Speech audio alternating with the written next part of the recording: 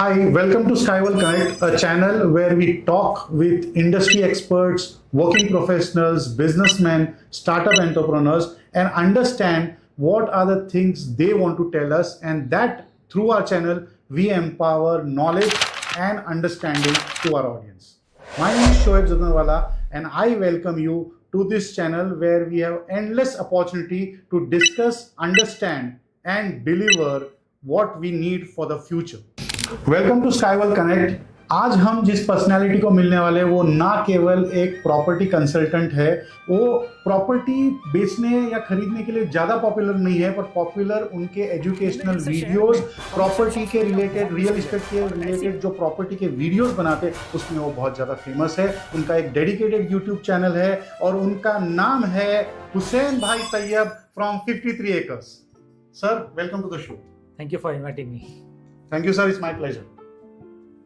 सो sir, जैसे मैंने बताया कि एजुकेशनल वीडियोस आप बहुत बनाते हो, मैंने आपके चैनल पे जाके देखा और चैनल पे मैं कुछ को बहुत सारे इंफॉर्मेटिव वीडियोस मिले। तो सर, ये बाकी लोग तो प्रॉपर्टी बेच रहे हैं, बाकी लोग तो प्रॉपर्टी के ऊपर ही फोकस कर रहे हैं, आपको ऐसा क्यों लगा कि आपको एजुकेशनल वीडियोस बनाना चाहिए? मिस्टर शोएब, एक्चुअली कैसा है कि मैंने प्रॉपर्टी का बिजनेस शुरू किया था 2011 में। और उसके बाद मेरे बहुत सारे एक्सपीरियंस हुए, बहुत सारे अलग अलग लोगों के साथ मेरा इंटरेक्शन हुआ और तब मैंने देखा कि लोगों को प्रॉपर्टी की ज़्यादा नॉलेज नहीं है। और प्रॉपर्टी के अंदर जब वो लोग इन्वेस्टमेंट करते हैं तो प्रॉपर्टी जो है सर, वो आपके लाइफ के सबसे इंपॉर्टेंट डिसीजन में से एक है। अगर आप प्रॉपर्टी लेते हो तो आपके लाइफ की आप सबसे महंगी चीज़ ले रहे हो, राइट। और उसमें अगर आपने एजुकेशन नहीं लिया, बिना एजुकेशन के अगर आपने कोई भी प्रॉपर्टी खरीदी तो आप उसमें कोई गलत डिसीजन ले सकते हो, जिसमें आपका लॉस, अगर आपने एक बार भी लॉस किया प्रॉपर्टी खरीदने में तो आप लाइफ में दूसरी बार कभी भी प्रॉपर्टी नहीं खरीदते। ये मेरा एक्सपीरियंस है, मैंने देखा है लोगों को। ये मैंने भी देखा है, राइट। कि एक बार अगर मेरे पास कोई आता है कि भाई आप प्रॉपर्टी में इन्वेस्टमेंट करिए, तो उनका यही जवाब होता है कि नहीं, मैंने कई साल पहले यहाँ पर एक जगह पे इन्वेस्टमेंट किया था, वहाँ पर मेरे पैसे फंस गए थे, मेरे पैसे अटक गए थे या मेरा नुकसान हो गया था, तो अब मैं प्रॉपर्टी में इन्वेस्टमेंट नहीं करूँगा। लेकिन प्रॉपर्टी एक ऐसी चीज़ है जो आपकी लाइफ में वेल्थ क्रिएट करती है। और अगर आप प्रॉपर्टी में इन्वेस्टमेंट नहीं करेंगे, अगर आपका खुद का घर नहीं होगा, अगर आप रेंटल प्रॉपर्टीज नहीं खरीदेंगे जहाँ से आपको इनकम आती है, तो आप सही मायनों में वेल्दी नहीं बनते हो आपकी लाइफ में, राइट। तो मुझे लगा कि मुझे लोगों को एजुकेट करना चाहिए, इन्फॉर्मेशन देनी चाहिए, क्योंकि बहुत रियल इस्टेट में बहुत सारे ग्रे एरियाज है कि जिसमें लोगों को पूरा नॉलेज नहीं होता है। तो उसके लिए मैंने सोचा कि क्यों ना मैं खुद ये वीडियोस बना के लोगों को पूरा एजुकेशन दूँ। राइट। तो ये बहुत अच्छा आपने सोचा कि लोगों को बताया जाए कि किस तरह से। तो सर, ये एजुकेशन में क्या क्या कवर होता है? बेसिकली ऐसा है कि एजुकेशन में बहुत सारी चीज़ें कवर होती है। लोगों को कन्फ्यूजन होता है कि भाई मैं पहला इन्वेस्टमेंट कर रहा हूँ तो मुझे क्या चीज़ में इन्वेस्टमेंट करना चाहिए।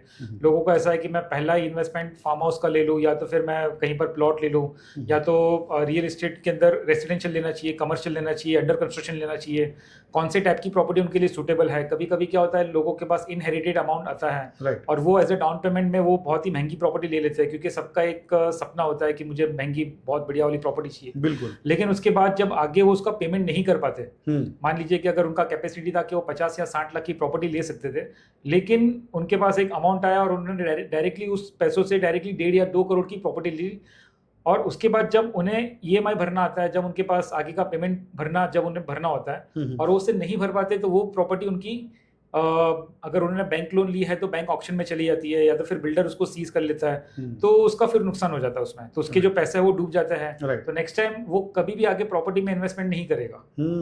तो ये आपके वीडियो से उसको समझ जाएगा कि आगे फ्यूचर क्या होगा, किस तरह से डिसीजन लेना चाहिए, थोड़ा नॉलेज मिल जाएगा। जरूर। मैं जो वीडियोस बनाता हूँ मिस्टर शोएब, तो उसमें मोस्टली ऐसी चीज़ होती है कि जिसमें अगर आप कहीं पर प्रॉपर्टी खरीदने वाले हो तो आपको क्या क्या चीज़ों का ध्यान रखना है, या तो फिर अगर आप प्रॉपर्टी बेच रहे हो तो फिर आप ऐसा क्या करेंगे जिसकी वजह से आपकी प्रॉपर्टी आप ज़्यादा प्राइस में आप बेच सकते हो, या तो अगर आप अंडर कंस्ट्रक्शन प्रॉपर्टी में परचेज करेंगे और अगर आपको उसमें ऑप्शंस मिलते हैं कि भाई फ्रंट का लेना चाहिए, बैक का लेना चाहिए, lower floor, higher floor, amenity facing, back facing, तो कौन सा प्रॉपर्टी लेने में आपका ज़्यादा फायदा है, ताकि फ्यूचर में जब आप वहाँ पर उसमें रहने जाएंगे तो आपको मैक्सिमम बेनिफिट मिले, आपको अच्छा वेंटिलेशन मिले, या तो फिर अगर आप उसको सेल करने जाए प्रॉपर्टी को तो आपको उसमें मैक्सिमम आपको प्रॉफिट मिले।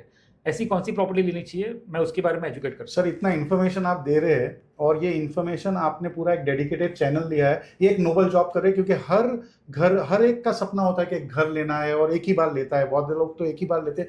आपका बहुत अच्छा ये इनिशिएटिव रहा, और शायद ऑडियंस को भी ये चैनल पे विजिट करके नॉलेज ले सकते हैं। आपका चैनल को हम लोग बताएंगे बहुत सारे लोगों को, ये अच्छा एक इनिशिएटिव है। सर, मुझको एक बात आपसे ये पूछनी थी कि आप जब इतना सारा इन्फॉर्मेशन दे रहे हो, तो इसका कोई ऑफिशियल कोई कोर्स या कोई सर्टिफिकेशन, कोई डिग्री आपने लिया हुआ है?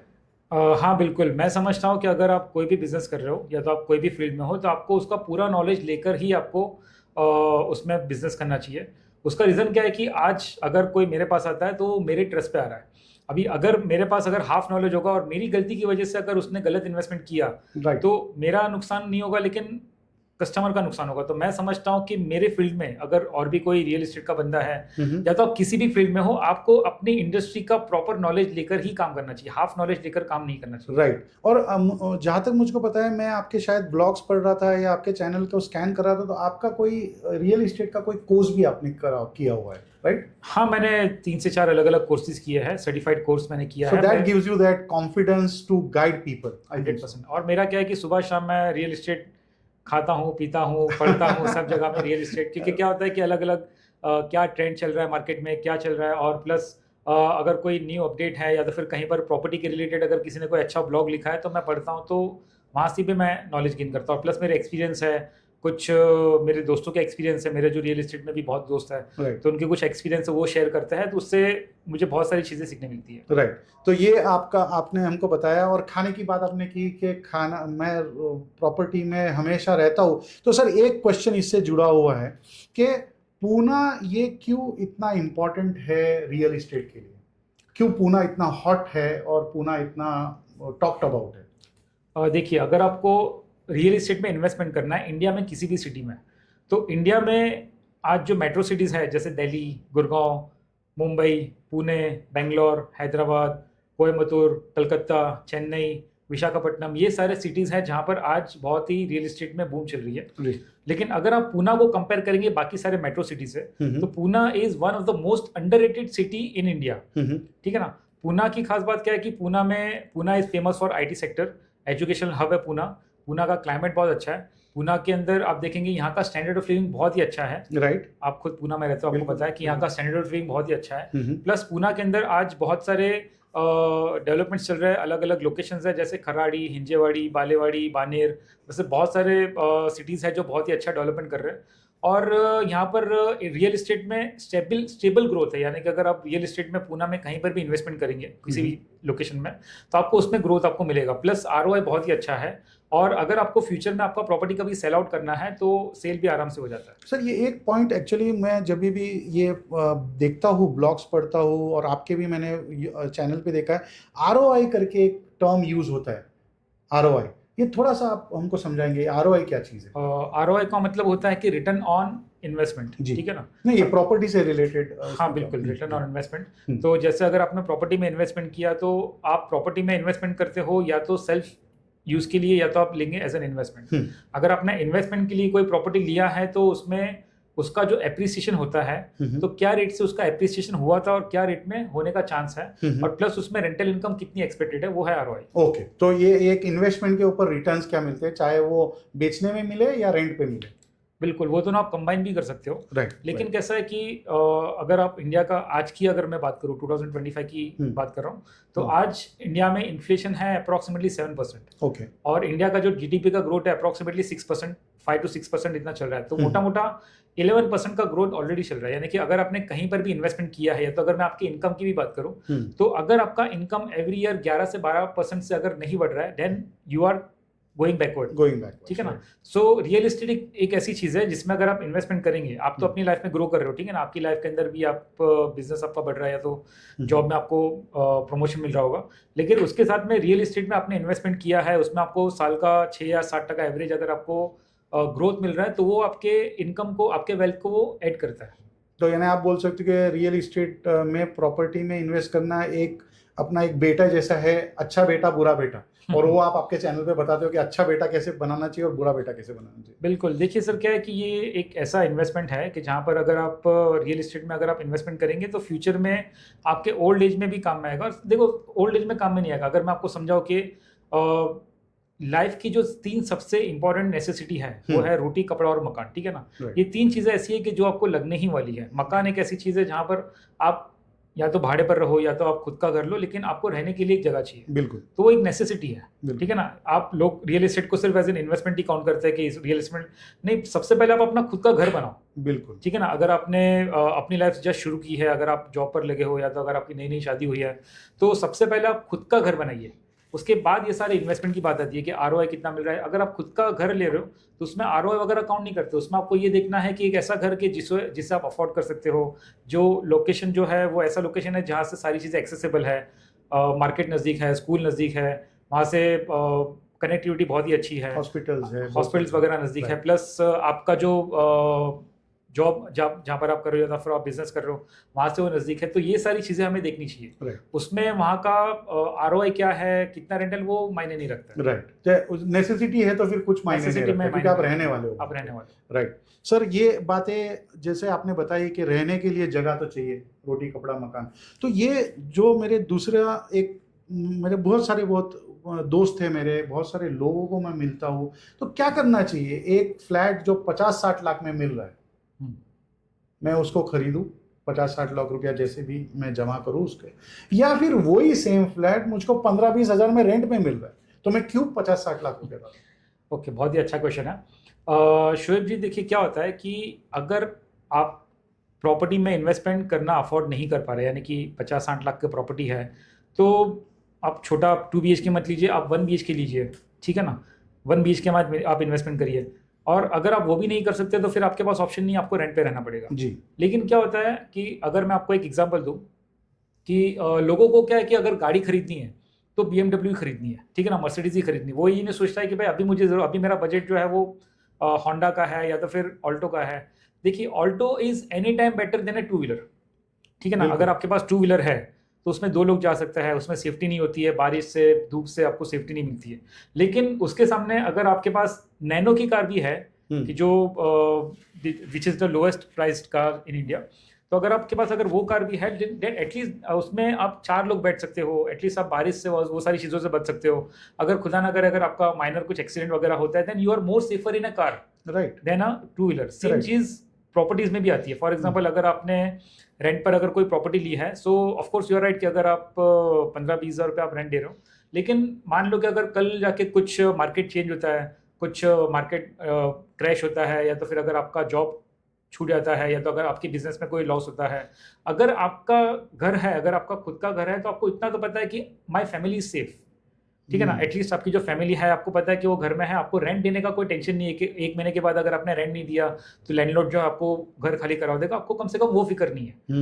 तो बेटर है अगर आप घर ले सकते हो तो आप घर खरीद लीजिए, अगर आप नहीं कर सकते तो एटलीस्ट आप 1-2 BHK की जगह आप छोटा घर ले लीजिए, नज़दीक नहीं ले सकते तो आप सिटी से थोड़ा दूर ले लीजिए, लेकिन पहले अपना खुद का घर बनाइए, क्योंकि वो आपकी लाइफ में आपको काम आएगा। यानी आप ये कहना चाहते हैं कि ठीक है आपका सपना बहुत बड़ा है, पर सपने को पूरा ही ना डिस्कार्ड करने से अच्छा आप कम से कम उस दौड़ में आगे तो जाइए, 1 BHK तो शुरू कर दीजिए, शुरू कीजिए, and that is actually a wise decision, right.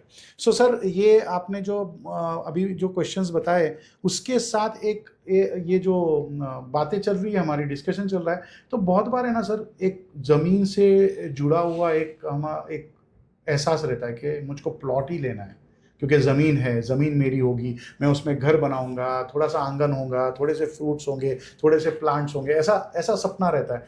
तो ऐसा प्लॉट लेने में ज़्यादा अच्छा है या फिर एक छोटा सा फ्लैट ही ले लें? देखिए सर, ये सवाल का जवाब डिपेंड करता है कि आप कौन हैं और आप कहाँ से आ रहे हैं, ठीक है ना? अगर आप कोई छोटे सिटी से स्मॉल विलेज, या फिर अगर आप जो 2nd टायर 2 टायर सिटी होता है कि जहाँ पर प्लॉट ही बिकता है, ठीक है ना, वहाँ पर बिल्डिंग्स नहीं होती है, राइट, और वहाँ पर प्लॉट भी सस्ते मिलता है, वहाँ पर कंस्ट्रक्शन करना आसान है, और आप वहाँ पर प्लॉट ले लो तो वो सलाह उनके लिए सही है कि भाई प्लॉट लेना उसके बाद कंस्ट्रक्शन करना, क्योंकि आप अपने हिसाब से उसमें घर बना सकते हो, ठीक है ना? वहाँ पर R जोन के प्लॉट्स आप ले लीजिए। लेकिन सिटी में कैसा होगा कि अगर आपका बजट है, ठीक है ना, और आप प्लॉट लेना चाहते हो और आप प्लॉट लेना अफोर्ड कर रहे हो, और आपके पास बहुत सारा फर्नीचर का पैसा है, ठीक है ना। फर्नीचर का एक कोड वर्ड है जो मैं वीडियो में नहीं बता सकता, अच्छा, जो जिसको पता है। Furniture, okay. हाँ, तो कैसा है कि अगर आपके पास उतना अमाउंट एक्स्ट्रा है देने के लिए, क्योंकि आप प्लॉट में अगर आप कहीं भी लैंड या प्लॉट खरीदेंगे तो आपको उतना 50% 70% आपको देना पड़ेगा। जी। अगर आप वो देना अफोर्ड कर रहे हो then of course you can go for a plot. लेकिन अगर वैसा नहीं है, if you are a salaried person, if अगर आप कोई प्रॉपर्टी लोन पर ले रहे हो या तो फिर अगर आप ईएमआई पे कोई अंडर कंस्ट्रक्शन का ले रहे हो, then you must go for an apartment. Okay, तो ये सर हमने रेरा करके जो एक बॉडी है, ये प्लॉट्स में भी रहता है और फ्लैट्स में भी रहता है, किस तरह से रहता है? देखिए, प्लॉट अपार्टमेंट्स में तो ये कंपलसरी हो गया आफ्टर 2017। तो उसमें कैसा है कि आपके पर एक एटलीस्ट सेफ्टी नेट आ जाता है, क्योंकि क्या होता है कि अगर आप किसी रेरा रजिस्टर्ड आप किसी बिल्डर के यहाँ पर अगर आप इन्वेस्टमेंट करते हो तो आपको पता है कि आप जो पैसे जो बिल्डर को दे रहे हो देन उसमें से 70% अमाउंट बिल्डर को एस्क्रो अकाउंट में डालना पड़ता है। रेरा के अंदर उसने जो अपना प्लान जो सबमिट किया है उसमें वो ज़्यादा चेंजेस नहीं कर सकता। उसके अलावा उसके अंदर उसका एक टाइमलाइन होता है कि इतने टाइम में उसको आपको पोजीशन देना पड़ेगा, नहीं दिया तो उसको बिल्डर जो आपको पेनल्टी देता है। तो ये सारी चीज़ों की वजह से आप सेफ हैं if you are buying an apartment. Okay. Plot में कैसा है कि प्लॉट में सबसे पहला प्रॉब्लम तो ये आता है कि जोन कौन सा है। आर जोन प्लॉट है, एग्रीकल्चर जोन प्लॉट है, डिफेंस लैंड है, या तो फिर अपना हिल टॉप जोन के प्लॉट्स आते हैं, या तो फिर अपना एनए प्लॉट्स है। तो सबसे पहले तो आप प्लॉट खरीदना चाहते हो तो आप कौन से टाइप का प्लॉट खरीदना चाहते हो। If you are buying an NA plot then you are safe, NA plot ले सकते हो। उसमें अगर आप कंस्ट्रक्शन भी करेंगे देन वो रेरा के अंदर आता है। बट अगर आप एनए प्लॉट ले रहे हो then I think you are safe, ठीक है ना।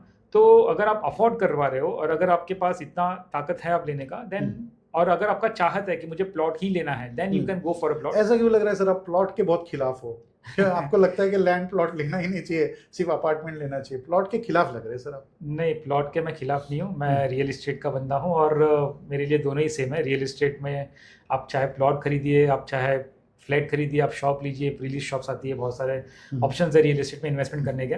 लेकिन क्या होता है कि प्लॉट में बहुत सारे कॉम्प्लिकेशंस हैं, ठीक है ना। अगर कोई बायर है जिसको प्लॉट खरीदना है तो मोस्टली लोगों को इसके बारे में पता नहीं होता है, नॉलेज नहीं, ठीक है ना, इसका नॉलेज नहीं है। यानी कि प्लॉट में बहुत ज़्यादा कॉम्प्लेक्स चीज़ें होती है।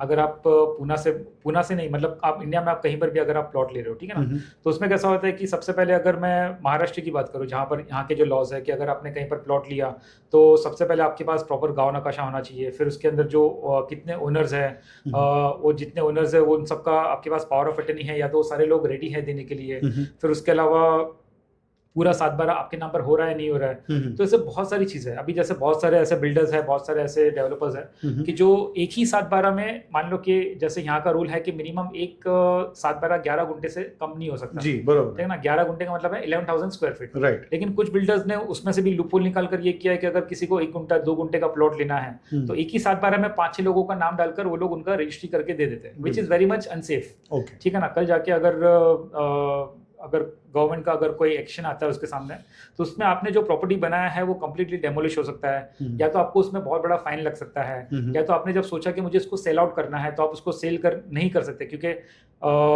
बिल्डर ने जब आपको दिया तो उसके पास वैसे बंदे थे कि जो ये रजिस्ट्रेशन वगैरह करवा सकते थे, राइट। लेकिन आपके पास नहीं है, आपकी इतनी पहचान नहीं है, आपको पता नहीं है कि कैसे करूँ रजिस्ट्रेशन इसका, मैं सेल आउट कैसे करूँ, तो फिर आपका पैसा वहाँ पे फंस जाता है। अभी रियल इस्टेट में क्या हो सकता है कि जैसे मान लो कि अगर आपने सबसे पहले तो आपको खुद के लिए एक घर लेना है, ठीक है ना। फिर अगर आपका खुद का घर हो गया फिर आप इन्वेस्टमेंट करिए प्रीलीज। अगर आपके पास बड़ा अमाउंट है तो आप प्रीलीज प्रॉपर्टीज में आप इन्वेस्टमेंट कर सकते हो। प्रीलीज प्रॉपर्टीज ऐसी प्रॉपर्टीज की जिसमें आपको रेंटल इनकम आ रहा है 5%, 6%, 7%। अगर आप कमर्शियल में करेंगे तो 8% तक का भी रेंटल इनकम आपको मिल सकता है जी। और फिर उसका जो रेंटल इनकम आ रहा है उस इनकम से आप किसी अंडर कंस्ट्रक्शन प्रॉपर्टीज में आप इन्वेस्टमेंट करिए और इसका रेंट आप डायरेक्टली आप उसमें डाल दीजिए, तो आपका एक प्रॉपर्टी तो ऑलरेडी बन चुका है और उसके रेंटल इनकम से आप दूसरा एक प्रॉपर्टी बना सकते हो। तो इस तरीके से आप अपना पैसा मल्टीप्लाई कर सकते हो। रियल एस्टेट में ये एक बहुत ही अच्छा बेनिफिट है जो आपको कहीं और नहीं मिलेगा कि आप प्रॉपर्टी से भी आप प्रॉपर्टी बना सकते हो। यस, ये आपको एक बहुत ही अच्छा बेनिफिट है जी, जो दूसरे ऑप्शंस में नहीं है। दूसरे ऑप्शंस में नहीं है। बिल्कुल सही बात। तो मिस्टर हुसैन, जैसे आपने बताया है कि रिटर्न ऑन इन्वेस्टमेंट है प्रॉपर्टी में, प्रॉपर्टी के अंदर इन्वेस्ट करते हो तो 3 to 4% ROI मिलता है रेंट पे। तो बहुत सारे और ऑप्शंस भी है इन्वेस्टमेंट के जहां इससे भी ज्यादा रिटर्न्स मिलता है, तो वो क्यों नहीं करना चाहिए? मैंने बोला ही नहीं कि प्रॉपर्टी में इन्वेस्टमेंट करो तो और कहीं पे इन्वेस्टमेंट नहीं करना है, ठीक है ना। इन्वेस्टमेंट के बहुत सारे ऑप्शंस है मार्केट में। कुछ लोग स्टॉक्स में करते हैं, बॉन्ड्स में करते हैं, मुझे तो पता नहीं, मैं गाइड भी नहीं करता हूँ किसी को बिल्कुल कि इसमें करना चाहिए। लेकिन कुछ लोग अलग अलग ऑप्शंस में करते हैं। गोल्ड में कोई इन्वेस्टमेंट करता है, कई लोग आर्ट की चीज़ें होती है जैसे कि कोई पेंटिंग हो गई, वैसे सब चीज़ों में इन्वेस्टमेंट करते हैं। राइट। तो वो सारे इन्वेस्टमेंट भी आपको अच्छा रिटर्न्स देंगे। लेकिन जैसे एंटिक्स में भी लोग करते हैं, वैसे बहुत सारे ऑप्शंस हैं मार्केट में इन्वेस्टमेंट करने के लिए। रियल एस्टेट में क्यों इन्वेस्टमेंट करना चाहिए? ये सारी चीज़ों में आप इन्वेस्टमेंट करिए, मैं आपको बिल्कुल मना नहीं कर रहा हूँ, उसमें भी करिए। लेकिन रियल एस्टेट लॉन्ग टर्म अगर आप देखते हो, अगर आप 15-20 साल का अगर आप कैलकुलेशन देखेंगे और अगर आपको एक स्टेडी ग्रोथ चाहिए आपके इन्वेस्टमेंट में, तो रियल एस्टेट सबसे बेस्ट ऑप्शन आता है। कैसे आता है? फॉर एग्जाम्पल अभी आपने जैसे बताया कि 3% आपको मिलता है ROI पे जी। तो आपने मान लो कि एक प्रॉपर्टी ली 1 करोड़ की, जिस पर आपको पहले साल में आपको 3%, यानी कि जब आपने बुक किया होगा, अगर आपने कोई अंडर कंस्ट्रक्शन प्रॉपर्टी ली है 1 करोड़ की, तो सबसे पहले तो आपको उसका पेमेंट ही 3 से 4 साल में करना है। ओके, ठीक है ना? तो जब तक वो प्रॉपर्टी बन के रेडी हो जाएगी, तब तक उसका प्राइस मान लो कि 1 करोड़ 20 लाख हो गया। आपने 1 करोड़ की प्रॉपर्टी बुक की थी और जब वो प्रॉपर्टी बनकर रेडी हो गई तो 1 करोड़ 20 लाख आपका हो गया। बिल्कुल। तो 3% जो काउंट होता है 1 करोड़ 20 लाख पे काउंट होगा। ओके, ठीक है ना? मान लो कि अगर 1 करोड़ 20 लाख का जो 3% है वो होता है मोटा मोटा 3 लाख और 3,60,000। तो आपका जो इनिशियल इन्वेस्टमेंट था, सबसे पहले तो आपने वो टुकड़ों में दिया है, और सेकंड चीज की आपका जो इनिशियल इन्वेस्टमेंट 1 करोड़ का है, उस पे तो आपका जो 3% नहीं 3.6% हो गया। अभी एवरी ईयर रेंटल इनकम जो है वो उसके अंदर इंक्रीमेंट होता है। ठीक है ना? 5% 10% depending on the situation. Right. तो लॉन्ग टर्म में आपने देखा होगा कि जो रियल एस्टेट के जो प्राइसेस है, वो रियल एस्टेट के प्राइसेस बढ़ते हैं। आपने जो कोई प्रॉपर्टी 1 करोड़ या 1 करोड़ 20 लाख में ली है, 5 साल या 8 साल के बाद उस प्रॉपर्टी का प्राइस डबल होता है। जो ट्रेंड चल रहा है मैं उसकी बात कर रहा हूँ। जो रियल एस्टेट में जो पूना का जो मार्केट है, वो अप्रोक्सीमेटली एवरी ईयर 10% की सबसे उसका ग्रोथ होता है। राइट। अभी एग्जैक्टली 10% नहीं होता है, कभी 5% भी हो सकता है, कभी 3% हो सकता है, कभी 15% हो सकता है। लेकिन अगर आप लॉन्ग टर्म देखेंगे तो 10 साल में आपकी प्रॉपर्टी का जो प्राइस है वो डबल हो जाता है। ठीक है ना? तो वो ग्रोथ आपको मिल रहा है, प्लस आपका जो रेंटल इनकम है, अभी मान लो कि 1 करोड़ की प्रॉपर्टी आपने ली थी और 8 या 10 साल में उसका प्राइस बढ़ के 2.5 करोड़ या 3 करोड़ हो गया। ओके। तो 3 करोड़ का 3% काउंट होगा। ठीक है ना? आपने तो सिर्फ 1 करोड़ इन्वेस्टमेंट किया है जी, लेकिन 3 करोड़ का 3% अगर आप काउंट करेंगे तो एक्चुअली आपका जो इनिशियल इन्वेस्टमेंट है उस पर तो आपको 9 to 10% आपको इंक्रीमेंट मिल रहा है। आपको इतना आपको रेंटल इनकम आ रहा है, जी। Which is the biggest. आप किसी और चीज से अगर आप कंपेयर करेंगे, मुझे नहीं पता, मैंने किया नहीं है और मैंने किसी को गाइड नहीं किया, लेकिन मैंने एक जगह पे पढ़ा था कि शेयर मार्केट या फिर उन सब चीज़ों के अंदर जो एवरेज इनकम होता है, जो एवरी ईयर का अगर 10 साल का काउंट करेंगे तो 8% जितना है, उसके सामने रियल एस्टेट में मैंने आपको सिर्फ रेंटल इनकम ही बताया कि 10 या 12% हो जाएगा। प्लस आपका जो एप्रिसिएशन हो रहा है प्रॉपर्टी में, मैंने बताया कि एक का मैं लोएस्ट पकड़ता हूँ, मैं 3 या 4 करोड़ नहीं बोलता हूँ, मैं बोलता हूँ कि 10 साल में आपकी 1 करोड़ की प्रॉपर्टी 2 करोड़ की भी हो जाती है। ठीक है ना? आपका प्राइस डबल हो जाता है, यानी कि 100% आपको वहां पे मिल रहा है 10 साल में, यानी कि 10% वो हो गया। 10% प्लस ये ROI अगर आप देखेंगे तो 15 से 16% एवरेज आपको इंक्रीमेंट मिलता है रियल एस्टेट में, जो बाकी और किसी भी इन्वेस्टमेंट में आपको इतना ROI आपको नहीं मिलता है। यानी अगर आपको दूर का देखना है, लॉन्ग टर्म प्लान करना है, तो property is the best investment. That is what you say. Yes, property is one of the best investment. बहुत बढ़िया मिस्टर हुसैन, बहुत सारी बातें हमने आज की पूना के बारे में, रिटर्न ऑन इन्वेस्टमेंट के बारे में, प्लॉट लेना चाहिए, लैंड लेना चाहिए, पर सर बहुत सारे सवाल है ना सर। ये सवाल तो प्रॉपर्टी से, प्रॉपर्टी एक ऐसी चीज़ है जो ज़िंदगी भर चलने वाली है। It is like a never ending still, और लोगों को सजेशंस चाहिए। तो अगर किसी को आपका गाइडेंस चाहिए, किसी को आपका सजेशंस चाहिए, तो कैसे कनेक्ट करें? मिस्टर शोएब, अगर आप मेरा यूट्यूब का चैनल देखेंगे 53 एकर्स, तो आई होप कि मैंने बहुत सारे ऐसे वीडियोस बनाए हैं जहाँ पर आपके सवालों के जवाब आपको उसमें मिल जाएंगे जी। लेकिन फिर भी अगर आपके पास ऐसा कोई क्वेश्चन है, कोई पर्सनल क्वेरी है, तो आप मुझे, मेरा इंस्टाग्राम का जो चैनल है 53 एकर्स, आप उस पर मुझे DM कर सकते हैं। तो मैं कोशिश करूंगा कि आपके सवाल का जब मैं जवाब दे पाऊँ। बिल्कुल, that would be great sir. अगर हमारे ऑडियंस के लिए आप अगर ये प्लेटफॉर्म रखे कि वो आपसे कनेक्ट कर पाए, तो it would be great. Yes, thank you mister Hussain, it was great having you. बहुत सारी बातें हमने बात की, बहुत सारी बातें हमने जानी, और ये 100% मेरे लिए और मेरे ऑडियंस के लिए बहुत यूजफुल रहेगा। Thank you very much. Thank you. So ये थे मिस्टर हुसैन और उनका जो फर्म है 53 एकर्स, जो गाइडेंस देते हैं स्टेप बाय स्टेप, कैसे प्रॉपर्टी लेना चाहिए, कहाँ पे लेना चाहिए, क्यों लेना चाहिए, उसके बारे में। पर अब बात, टाइम आ गया है इस शो को वाइंड अप करने के लिए। पर मैं आपको ये बोल रहा हूँ कि ये शो वाइंड अप नहीं हो रहा है, ये शो अगले शो के लिए आपको इनविटेशन दे रहा है। इनविटेशन ये है कि अगली बार हम फिर एक पर्सनालिटी के साथ आएंगे, एक बिजनेसमैन के साथ आएंगे और जानेंगे कि किस तरह से उस डोमेन से रिलेटेड क्या डिस्कशन होगा, क्या हमको ब्लूप्रिंट मिल सकता है, क्या हमको गाइडेंस मिल सकता है वहां से। तब तक के लिए मैं शोएब जतनवाला स्काई कनेक्ट से आपको सी यू कहता हूं। फिर मिलेंगे, तब तक के लिए be positive and love yourself because nothing is great other than you.